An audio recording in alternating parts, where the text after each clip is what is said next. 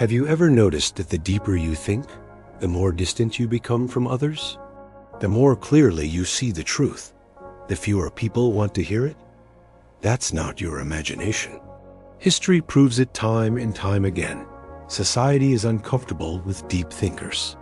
Not because they're wrong, but because they shine light on things most people would rather keep in the dark. Socrates, Galileo, Tesla, Schopenhauer. Their ideas were often rejected not for lack of brilliance, but because truth disturbs comfort. Schopenhauer once wrote that intelligence is less a blessing than a burden. The more aware you are, the lonelier you become. Why does this happen? The answer lies in human psychology. When someone is physically stronger than us, we might admire them. When someone is wealthier, we envy them.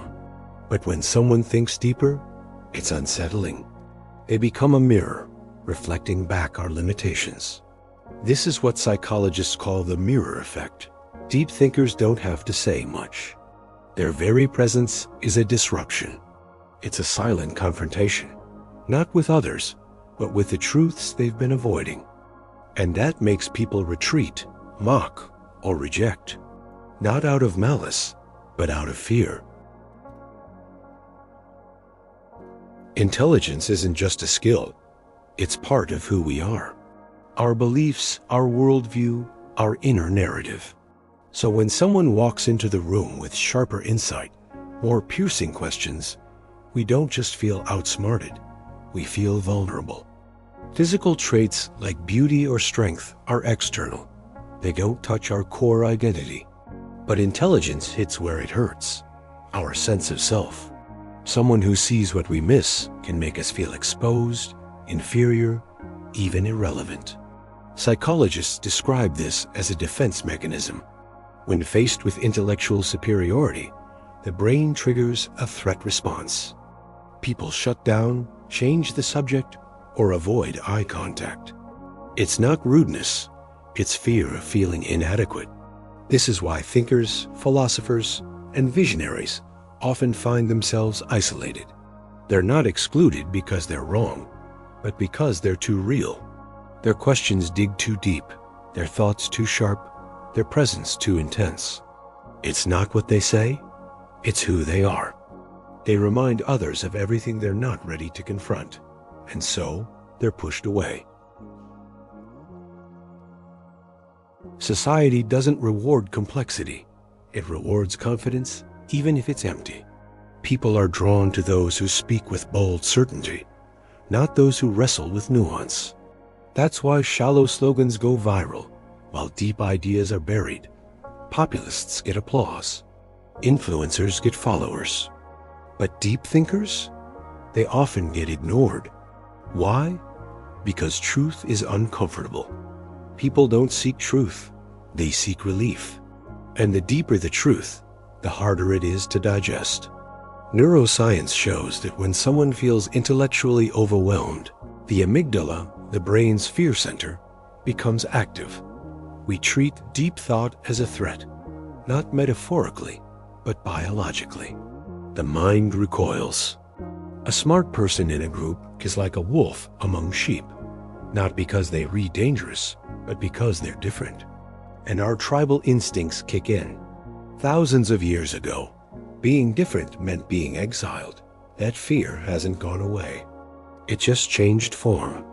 So we reject what's too intelligent, too complicated, too early to understand. Not because it's false, but because we're not ready.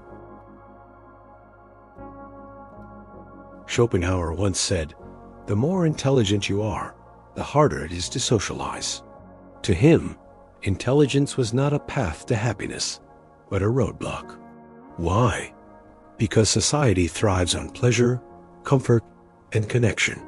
Deep thinkers crave truth, even when it's ugly. They can't unsee what's real. They can't enjoy what feels fake. Where most people find meaning in relationships, careers, or entertainment, deep thinkers seek understanding. And that makes small talk unbearable. Social games feel hollow. Pretense becomes exhausting. They don't withdraw out of arrogance, but because they can't pretend. They see the masks, the distractions, the emotional camouflage most people wear. And once you see it, it's hard to play along. This is why many brilliant minds live in silence or solitude, not because they lack social skills, but because they see too much. And with that clarity comes disconnection. Intelligence brings light, but that light can burn. If you're a deep thinker, know this: you're not broken. You just perceive more than most are ready to see. That's a strength. But it can also isolate you. History is full of minds that were misunderstood in their time. Galileo, Tesla, Turing, Hypatia. They weren't wrong. They were early. Society often mocks what it doesn't yet understand. So what do you do until the world catches up? First, don't waste truth on unwilling ears. Wisdom is sacred. Share it with those who have the depth to receive it. Second, find your people, even if there are only a few. Books, mentors, thinkers. Connection doesn't have to be avowed, just real. Third, learn to speak clearly.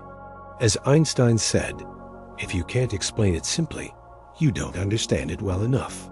Simplicity is not the enemy of depth. It's the test of it. And finally, remember this: you're not too much. You're just ahead of your time. And the world always needs those who see before others do.